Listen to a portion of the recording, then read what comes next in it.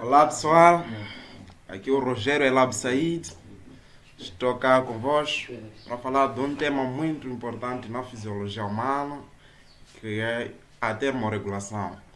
Todos nós sabemos muito bem que o ser humano tem a capacidade de manter a temperatura corporal, mesmo com tantas mudanças que o ambiente lhe supõe ou lhe sobrepõe, mas o ser humano tem essa capacidade tão importante que alguns seres não possuem, que é a capacidade de manter a temperatura nas faixas aceitáveis, embora que tenhamos mudanças muitas das vezes baixas ou elevadas.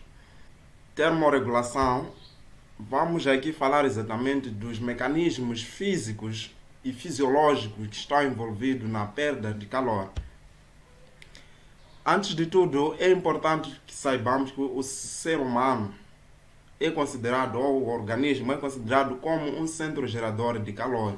A partir dos órgãos internos, estou a falar do fígado, do estômago, mas outros órgãos, assim como do músculo esquelético, que estes participam no processo de geração do calor.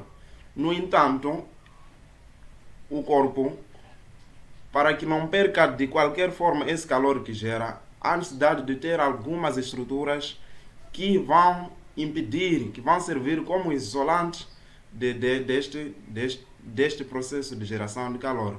Este órgão, que é o maior órgão do organismo, é a pele. A pele não funciona só sozinha, funciona com os outros elementos que ao longo da apresentação poderei aqui citar.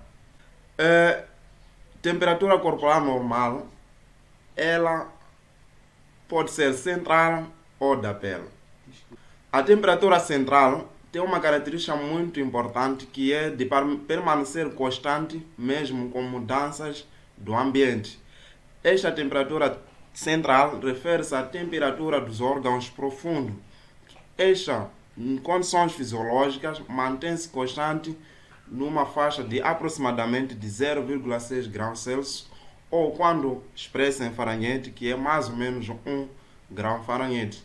Diferentemente da temperatura da pele, que esta varia com mudanças do ambiente que o indivíduo estiver exposto, e esta temperatura da pele é tão importante quando falamos do processo de perda de calor para o meio ambiente. Temperatura central normal. Geralmente, ou de uma forma geral, não existe uma temperatura central média normal. Apenas existe uma faixa que é considerada normal. Depois de várias medições, vários experimentos, notou-se que havia muitas variações em relação à temperatura. Então foi difícil determinar uma temperatura exata que poderia se considerar normal. Mas, quando medida por via oral, nota-se que existe uma faixa média que é de 36,5 a 37 graus Celsius, e isso pode variar dependendo da bibliografia. E como nós sabemos que podemos medir a temperatura em vários sítios, como a via retal, a via axilar, no entanto, falando da via retal, essa tem uma diferença comparada com a via oral de mais ou menos 0,6 graus mais alta que a via oral. No entanto, este processo de termorregulação ou de temperatura normal ou temperatura corporal, dependendo da bibliografia, ela depende exatamente do equilíbrio entre a produção do calor e a perda do calor. Que este equilíbrio de produção e de perda de calor está relacionado ou é diretamente relacionado com o processo de metabolismo do organismo. Portanto, quando falamos de produção de calor, é muito importante que nos lembremos do metabolismo do organismo. Portanto, os fatores que estão envolvidos no metabolismo do organismo estão também envolvidos, ou são esses que participam no processo de produção de calor. Um dos fatores muito importantes aqui é o metabolismo basal de todas as células. O metabolismo basal, o metabolismo que mantém o organismo vivo, mesmo em situações de repouso. Então, esta estará envolvido, é o primeiro fator que está envolvido na produção de calor. Além deste metabolismo basal das células, existe um metabolismo adicional. Por exemplo, a atividade muscular, como estamos a ver aqui uma imagem de um indivíduo a praticar o exercício, talvez seja o tal que o colega Nélio aqui citou o Bruno Saraiva aqui. À medida que ele faz o seu exercício, ele contribui desta forma na produção de calor. Mas só não são esses fatores, existem também os efeitos adicionais das hormonas, como a tirosina, que esta não funciona só de forma ou sozinho. Existem outros também, embora com menor efeito, como a testosterona, a epinefrina. Esses têm um fator primordial no processo de produção de calor. Também temos a atividade química das células e o efeito termogênico dos alimentos, que no seu conjunto esses ajudam, portanto, no processo de produção de calor. E como eu disse anteriormente, que o processo de temperatura corporal não se olha de forma isolada só na produção do calor. É preciso relacionar, é preciso que haja um equilíbrio entre o processo de produção e da perda. E acabei de mencionar agora que a produção de calor está relacionada com o metabolismo do organismo, e agora vamos falar da perda de calor. A perda de calor está quase completamente relacionado por dois fatores que aqui vou mencionar, que é a velocidade de condução do calor de onde é produzido, que é, portanto, no centro do corpo, até a pele. Primeiro é preciso entender que o calor que nós obtemos resultando do metabolismo do organismo, ele é produzido a partir dos órgãos internos. Então, para que este calor chegue até a pele, é preciso que ele seja conduzido. Então, a velocidade, a intensidade com que este calor será conduzido de onde é produzido, dos órgãos profundos, portanto, até a pele, vai determinar o processo de perda de calor. O outro fator importante é a velocidade de transferência do calor já depois de chegar à pele até ao meio ambiente, que também contribui no processo de perda de calor. Portanto, esses dois fatores, portanto, desde do local onde é produzido o calor até a pele e da pele até ao meio ambiente, eles contribuem para o processo de perda de calor. Não só esses fatores estão, ou o processo de perda de calor não está limitado apenas a esses fatores, mas também temos os ajustes fisiológicos, como é o caso do suor. Falando de perda de calor, vamos aqui mencionar os meios físicos, os processos físicos, ou mecanismos físicos que estão envolvidos no processo de troca de calor. Temos aqui a radiação, condução, convecção e a evaporação. Vou aqui tentar definir cada um deles para todos podermos interagir no assunto. A radiação é o processo de troca de calor entre o corpo e o meio ambiente, o processo da dissipação está envolvido ou está relacionado com ondas eletromagnéticas, especialmente a onda infravermelha. Então, o processo de troca de calor ou de troca de calor entre o meio ambiente e o corpo, relacionado a ondas eletromagnéticas, chama-se a radiação. A radiação não está restrita para certos objetos. Qualquer objeto ou qualquer matéria pode trocar calor com um corpo a partir desse mecanismo de radiação. O segundo mecanismo é a condução.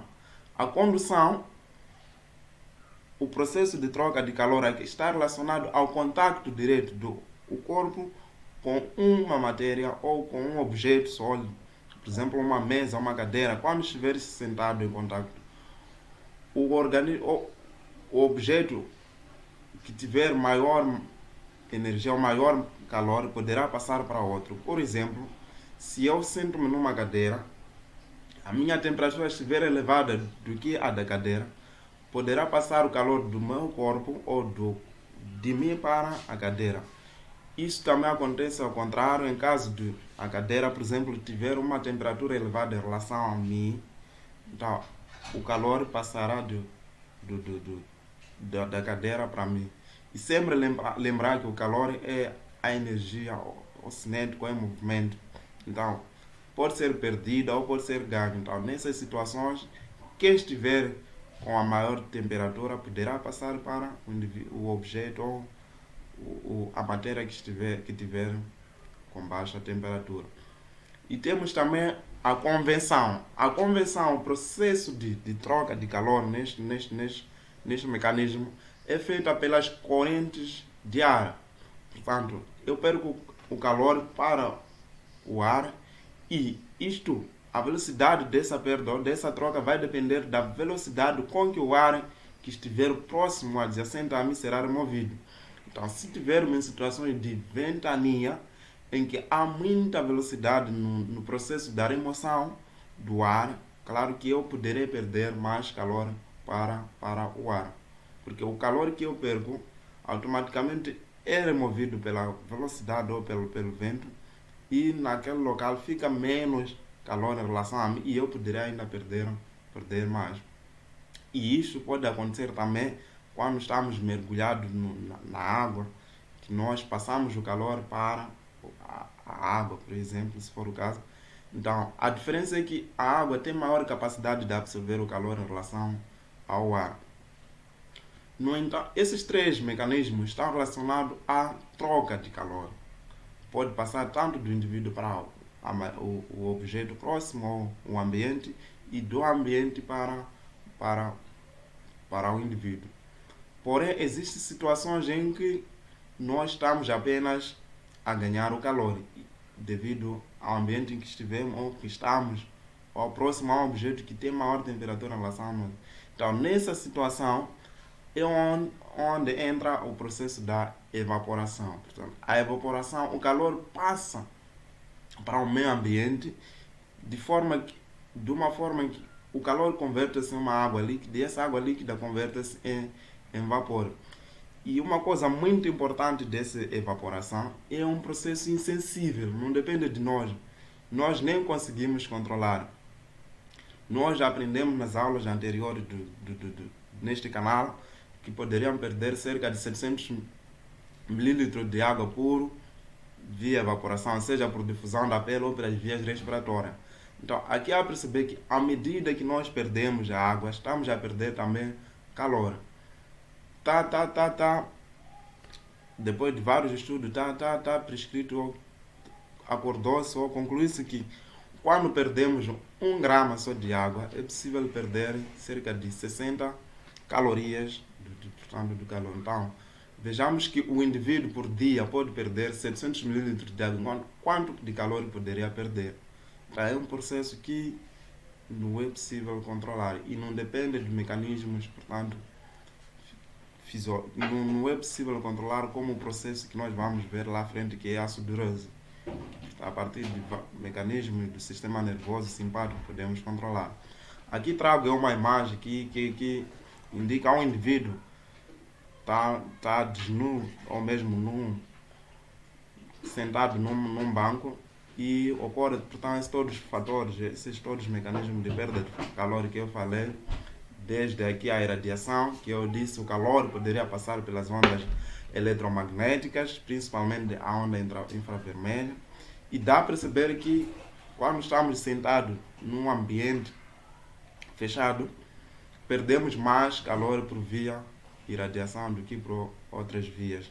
Temos aqui a condução, essa condução que é o contato direto que o ar passa do objeto ou do indivíduo para o objeto ou do objeto para o indivíduo. Temos aqui também a conversão, que o calor é trocado através das correntes do ar. E para lembrarem ainda, se estão a gostar, é melhor dar um like. E para quem ainda não subscreveu, é melhor subscrever e convidar aos amigos que precisam dessa matéria para poder se guiar nos seus cursos ou na sua vida cotidiana. Como disse anteriormente, que o organismo, embora seja um centro gerador de calor, existe um sistema de isolamento do corpo, que esse sistema atua em conjunto para poder impedir o processo de perda ou de ganho de calor de uma forma excessiva. Temos a pele. Nós sabemos que a pele é o maior órgão do organismo, tem aquelas suas todas os componentes de derme, a derme, e temos lá o tecido subcutâneo, e abaixo da pele podemos ver o tecido adiposo. Então, todos os elementos, a pele, o tecido subcutâneo, o tecido adiposo, funcionam em conjunto para poder isolar o processo de perda ou ganho de calor. Então, indivíduos que tiverem um desses mecanismos, um desses fatores desenvolvidos, claro que eles poderão ter um sistema muito melhor de isolar o calor. É o caso das nossas irmãs, as mulheres, eles têm mais, ou aquelas que possuem mais tecido adiposo, então esse o seu sistema de isolamento é muito melhor comparado aos homens. O processo de transferência de calor desde o centro de onde é produzido até a pele depende do fluxo sanguíneo. Para que o calor passe dos órgãos internos até a pele, precisa de vasos sanguíneos. Então, quando tivermos um fluxo sanguíneo adequado, uma irrigação adequada, claro que teremos um processo de transferência também adequado. Aqui há que perceber que a nível da pele temos vários vasos, temos o plexo venoso contínuo, temos a anastomose arteriovenosa e temos os capilares da pele. Então, esses todos funcionam em conjunto para poderem transferir o calor de onde é produzido para, portanto, a pele. E temos aqui órgãos expostos como as orelhas, temos os pés e as extremidades. Esses usam o processo de anastomose arteriovenosa. E desta forma conclui-se que a pele funciona como um radiador de calor muito eficiente. Através dos seus vasos, eles conseguem conduzir ou participar no processo de transferência de calor. Mas este processo não depende apenas só de vasos. É preciso que haja envolvimento do sistema nervoso simpático, pois este é que vai determinar o grau de vasoconstrição. Portanto, a regulação do diâmetro das artérias da pele depende do sistema nervoso simpático. Então, dá a perceber que aqui existe uma relação entre o sistema vascular e o sistema nervoso simpático. O sistema vascular consegue transportar o calor de onde é produzido para o nível da pele, mas para que ele transporte ou transfere o calor com maior quantidade ou pequena quantidade, depende da ação do sistema nervoso simpático, que ele vai modular o diâmetro das arteriolas, fazendo uma vasoconstrição, portanto diminuindo também o processo de condução de calor, ou uma vasodilatação. Desta forma consegue também aumentar o processo de transferência do calor. Portanto, quando temos uma vasoconstrição da pele, isso faz com que haja diminuição da temperatura. E quando temos uma vasodilatação da pele, portanto, a temperatura tende a se elevar, a temperatura da pele tende a se elevar até próximo à temperatura central. Agora vamos falar do mecanismo fisiológico. Portanto, falamos dos mecanismos físicos, que era a radiação, condução, convecção e a evaporação. E temos os mecanismos fisiológicos, aquilo que nós podemos fisiologicamente controlar, que é a sudorese. Portanto, o processo da sudação ou da sudorese depende do sistema nervoso autônomo, que este, a partir das suas fibras colinérgicas, que estas inervam as glândulas sudoríparas, vai controlar, portanto, o processo da produção do suor em pequena quantidade ou em maior quantidade. No entanto, este processo é regulado a nível da área pré-óptica do hipotálamo anterior. Então, daqui partem impulsos nervosos ou impulsos neuronais. Estes impulsos são transmitidos pelas vias autônomas. Os impulsos neurais que vêm ou que chegam ao nível da área pré-hipotalâmica do hipotálamo anterior, eles são transmitidos através das vias autônomas para a medula espinhal. E da medula espinhal a partir de fibras simpáticas, onde vão chegar até a pele. É lá na pele onde nós encontramos as glândulas sudoríparas, que eu disse aqui que eram inervadas pelas fibras colinérgicas. No entanto, existe um fato muito importante quando estamos em exercício. Embora as glândulas sudoríparas não tenham inervação adrenérgicas, elas respondem à hormona respondem à epinefrina e à neuroepinefrina. Quando estas substâncias estão em elevadas quantidades na corrente sanguínea, pode estimular o processo de sudorese, embora não tenha uma inervação adrenérgica. Mas isso é importante durante o exercício para poder controlar, portanto, o processo da dissipação do calor. O hipotálamo participa muito mesmo, é o centro da regulação da temperatura, a partir daquele som dos seus núcleos que estão pré-ópticos a nível do hipotálamo anterior. Esses mecanismos de regulação dependem de um feedback. Existe um feedback neurais que vai determinar se a temperatura está alta, ele poder regular, ou quando a temperatura está baixa. Portanto, a nível do hipotálamo, existem detetores de temperaturas, tanto para a temperatura alta como para a temperatura baixa. Então, quando esses detectam uma certa temperatura, ou precisam estar elevado, enviam os seus sinais para poderem regular o processo de dissipação de calor. É importante perceber que temos mais neurônios sensíveis ao calor do que neurônios sensíveis ao frio, ao nível do hipotálamo. 2/3 dos neurônios que lá existem são sensíveis ao calor e só apenas 1/3 dos neurônios é que são sensíveis ao frio.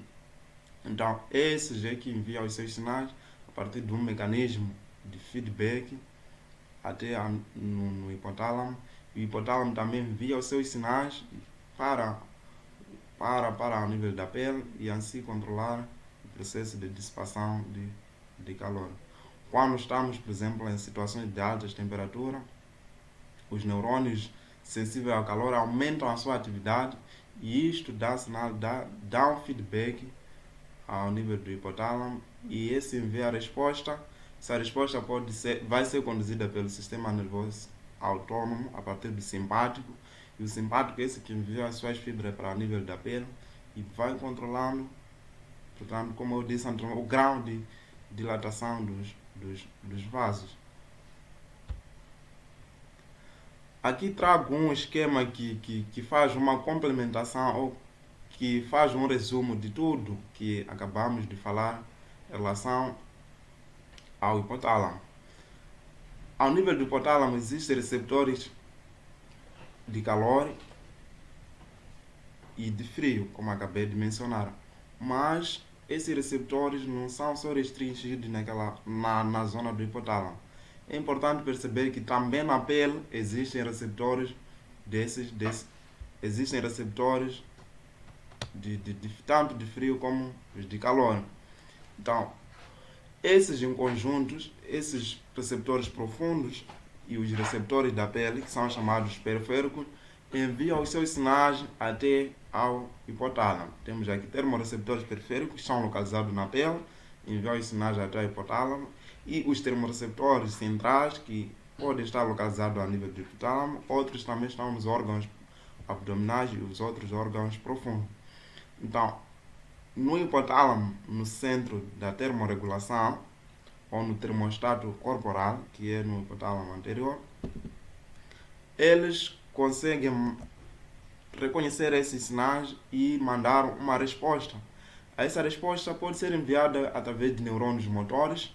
Neurônios motores, bem falou aqui o colega Mola, que esse vai enviar a partir do músculo esquelético. O músculo esquelético tem aquela atividade, a sua atividade contrátil. Então, a partir da atividade contrátil do músculo esquelético ou dos tônus musculares, eles podem ajustar, portanto, o processo de produção de calor. Se a atividade contrátil ou se os tônus estiverem aumentados, portanto, a atividade de produção, o processo de produção de calor também estará aumentado. Tudo isso a partir de uma resposta vindo do hipotálamo. O hipotálamo também envia sinais para os nervos simpáticos, cujos esses nervos inervam o músculo liso das arteriolas que acabei mencionando, dos vasos.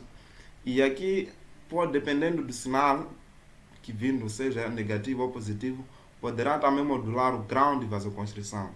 Fazendo vasoconstrição, haverá diminuição do processo de transferência de calor, e fazendo uma vasodilatação ocorre um processo contrário.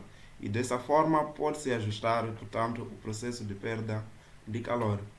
Mas também os nervos simpáticos, que recebem os seus sinais a partir do hipotálamo, podem enviar ou enviam as suas fibras para as glândulas sudoríparas, que também estão na pele.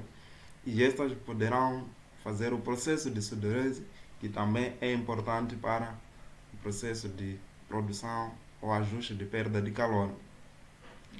Esses são os mecanismos vindos do hipotálamo. O hipotálamo não se limita apenas nesses três processos. Também pode mandar sinais que chamamos de sinais comportamentais, que vai depender do próprio indivíduo, a partir do seu comportamento ou do seu bom senso, dependendo da temperatura em que estiver. Se estiver alta, ele pode procurar uma ventoinha, um ar-condicionado para poder, ou pode ir até a praia para poder fazer um ajuste da produção de calor. E se estiver numa temperatura baixa, pode ir procurar uma manta, um casaco. Então, todos os processos relacionados ao comportamento do indivíduo também dependem da resposta ou dos sinais que o hipotálamo tende a receber, tanto dos receptores periféricos, que estão localizados na pele, como dos receptores centrais, que estão no próprio hipotálamo ou nos órgãos profundos, ou abdominais e os torácicos. É importante entender que a pele, que é responsável pelos termorreceptores periféricos, ela apresenta muito mais receptores sensíveis ao frio do que receptores sensíveis ao calor, diferentemente dos termorreceptores centrais do hipotálamo, que eles têm mais receptor, quase 2/3 para o calor do que para o frio. Então, quando estamos num ambiente de frio, facilmente a pele consegue detectar esse estímulo e envia para o hipotálamo. O hipotálamo também manda os seus sinais a partir dos nervos simpáticos. E o hipotálamo, ou o centro pré-óptico do hipotálamo anterior, junto aos sinais vindos da periferia a partir da pele, todos esses sinais são integrados a nível do hipotálamo posterior. Portanto, o hipotálamo posterior faz a integração tanto dos sinais da área pré-óptica do hipotálamo anterior, tanto os sinais vindo da periferia a partir da pele, e desta forma consegue enviar a sua resposta dependendo da situação na qual foi exposta. Então, aqui o hipotálamo toma uma resposta o hipotálamo posterior tem uma missão muito importante que é de integrar os sinais vindos do hipotálamo anterior e os vindos da periferia. E para que haja mecanismos de controle da temperatura, eu disse anteriormente, é preciso que haja esse equilíbrio de processo de perda ou de produção de calor. Então vamos ver aqui os mecanismos que estão envolvidos na diminuição da temperatura e os mecanismos que estão relacionados na elevação da temperatura. Então, quando o corpo está ou estiver muito quente, o organismo responde com o processo de vasodilatação dos vasos cutâneos e dessa forma permite com que o corpo perda a sua temperatura. ou pode estimular o processo da sudorese e também desta forma diminui a produção, faz a diminuição do calor, ou mesmo diminuindo os mecanismos que estão envolvidos na produção de calor, diminuindo o próprio metabolismo, diminuindo a ação das hormonas que aqui mencionei, o caso da testosterona e das outras hormonas. E quando estamos num ambiente frio, ou quando o corpo está muito frio, ele faz o processo de vasoconstrição do todo o corpo para poder responder à situação ou fazer face à situação de frio e poder aumentar a produção de calor. Outro mecanismo é a piloereção, que é desenvolvido, que é feito quando estamos em situações de muito frio. No entanto, esse mecanismo, este mecanismo não é tão evoluído, não é tão desenvolvido nos humanos, é muito mais nos animais com pelos. Embora no homem também pode ser, mas não é tão eficiente quanto nos animais. O outro fator é o aumento da termogênese. A termogênese, eu disse aqui anteriormente, que é diretamente proporcional ao processo do metabolismo do organismo. Então, quando temos uma atividade, quando temos uma temperatura baixa, desenvolve-se a termogênese, que aumentando aquelas atividades, aumentando a atividade metabólica, o metabolismo basal fica aumentado, o metabolismo adicional das hormonas fica aumentado, o metabolismo da atividade química, o processo de tremor, que quando, por exemplo, estamos num banho durante um tempo de frio, tentemos fazer os tremores para poder aumentar ou fazer face à situação de frio.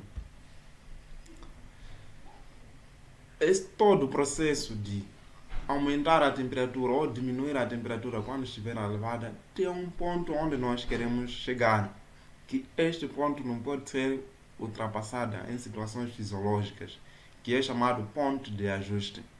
Isso aqui é importante para o controle da temperatura. Todos esses mecanismos de aumentar a atividade metabólica, fazer contrações ou diminuir a sudorese, aumentar a sudorese, é para nos fazer ou manter esse ponto de ajuste, que em situações normais é de 37,1 graus Celsius. Isso que é chamado temperatura central crítica, que não pode ser tão ultrapassada e não podemos estar abaixo desse. Porque quando este ponto de ajuste estiver comprometido, portanto, o processo de regulação estará também comprometido. O hipotálamo não poderá reconhecer que agora estou com 36 graus, tem de começar os mecanismos de regular a temperatura. Então, os mecanismos de perda e do ganho de calor é para poder manter esta temperatura central crítica num ponto de ajuste. Este nível pode ser chamado de temperatura crítica ou ponto de ajuste.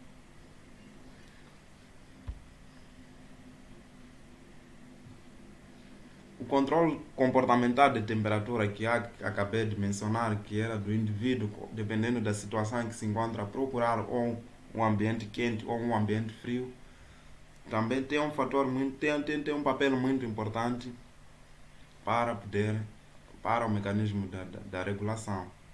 E este é considerado como o meio mais eficaz de controle da temperatura, principalmente em ambiente de extremamente frio.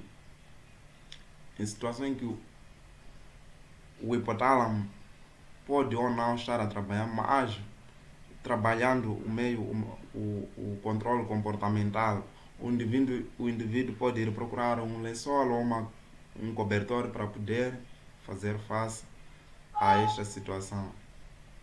E isto acabou de se considerar como o único mecanismo mais eficaz, principalmente quando estamos em ambiente de frio.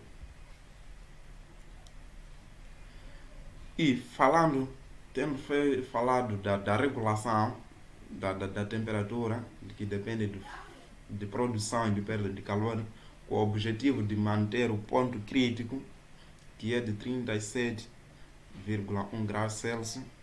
Há necessidade também de falar das anormalidades da regulação da temperatura. Em situações em que temos essas falhas, tanto pode ser de produção ou de perda de calor, ou também pode ser situações de ambas estiverem comprometidas. Uma das anormalidades que é mais como falada é a febre. Então, quando é que ocorre a febre? A febre ocorre quando um pirógeno, seja ele endógeno ou exógeno, é liberado, seja por macrófagos ou outras células, outras proteínas, em resposta a uma infecção ou a um aumento do ponto de ajuste do hipotálamo.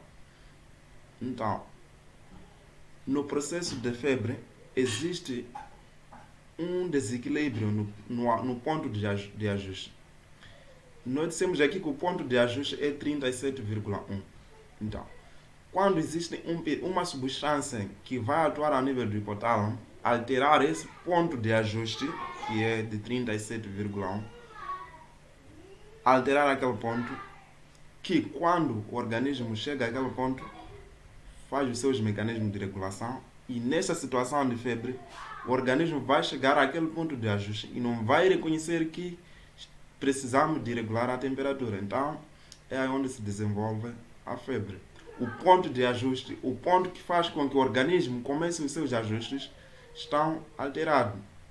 Então, uma das substâncias que participam, que altera esse ponto de ajuste na febre, é a interleucina 1. A interleucina 1 não age de forma isolada, mas estimula a produção da prostaglandina, que aqui os colegas já mencionaram tanto. Mas nesta situação da febre, a prostaglandina mais que tem efeito é a E2. A prostaglandina E2, ele vai atuar no hipotálamo e vai alterar o ponto de ajuste. Este ponto que, quando estamos normal, nos faz regular a temperatura, nos faz perceber que quando estamos nessa situação a temperatura está baixa, temos que aumentar a atividade metabólica, a atividade de produção de calor, ou quando estamos nessa situação, estamos numa situação de temperatura elevada, portanto temos que diminuir os mecanismos de produção de calor e aumentar os mecanismos de perda de calor. Então, a interleucina 1, juntamente ou agindo na prostaglandina E2, esta prostaglandina vai diretamente no hipotálamo e vai alterar este ponto de ajuste. Portanto, poderá alterar o controle normal da temperatura. E quando é que nós dissemos que estamos com febre, ou com que temperatura dissemos que é febre? Existem várias bibliografias para poder que mencionam essas faixas, mas eu trago aqui alguns números que, atingindo a essa temperatura, diz que estamos em febre. A temperatura normal é de 36, varia de 36 a 37,5 graus Celsius. Isto aqui é o básico. Se sabermos já o normal, vamos saber as suas alterações. Então, quando estamos abaixo de 35 ou menos, estamos numa situação de hipotermia. E quando estamos a 37,6 graus Celsius, a 39,5 graus Celsius, estamos perante a uma situação de febre. Mas sempre sem esquecer, devido a um pirógeno, a uma substância que foi alterar o ponto de ajuste e perdemos o mecanismo de controle. Então, estamos perante uma situação de febre. E de 36,6 a 41 graus Celsius é considerado de febre alta. E já de mais de 41 graus Celsius estamos perante a uma hipertermia. Qual é a diferença de febre e da hipertermia? Febre, perdemos o mecanismo, o ponto de ajuste que foi alterado. Já na hipertermia, o problema está no mecanismo de produção de calor. Existe uma excessiva produção de calor em relação à perda. Então vamos ter mais calor acumulado, mais calor a temperatura central vai se elevar devido ao aumento da atividade de produção, resultante tanto da atividade de exercício, ou pode ser do metabolismo que acabamos de mencionar, e a perca deste controle de produção ou dessa produção excessiva de calor pode nos levar à hipertermia. Enquanto quando temos mais mecanismos de perda de calor, quando temos mais dissipação de calor do que a produção, podemos cair na hipotermia. Enquanto que na febre, os mecanismos de produção e de perda estão normal, mas o ponto crítico ou o ponto de ajuste é que está alterado. Mas estando resolvido o problema de ponto crítico, resolvemos o problema da febre. Enquanto que a hipertermia temos excesso dos mecanismos de produção e na hipotermia temos excesso de mecanismos de dissipação ou diminuição do mecanismo de produção. É aí onde reside a diferença. E temos aqui algumas causas da febre. Temos as doenças bacterianas ou víricas, temos os tumores cerebrais, temos as condições ambientais que podem também dar a febre. Mas todas essas causas concorrem na produção de interleucina, e a interleucina vai estimular a produção da prostaglandina E2, e a prostaglandina E2 vai atuar no hipotálamo, alterando o ponto crítico, ou o ponto de ajuste da termorregulação, e fazendo com que perdemos o controle da temperatura. E aqui temos uma imagem que mostra os limites que nós podemos sobreviver e os limites aceitáveis da temperatura. Temos o limite superior que nós podemos sobreviver, que é acima de 44 graus Celsius, e temos limites inferior da temperatura corporal, que é de 24 graus Celsius. Então, quando estamos numa situação abaixo disso, estamos a correr o risco de vida, e quando estamos numa situação acima disso, também estamos a correr também o risco de vida. E chegando aqui, dou o final ou dou encerramento desta sessão, e vos lembrar que foi usado o livro de Guyton, Tratado de Guyton, Fisiologia Médica, 13ª edição.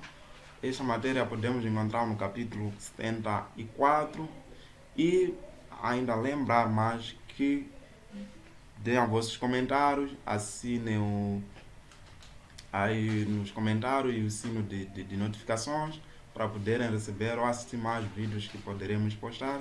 E para quem ainda não se inscreveu, não esqueça de inscrever-se, e convida os seus amigos que precisam dessas aulas para poderem dar continuidade. Muito obrigado.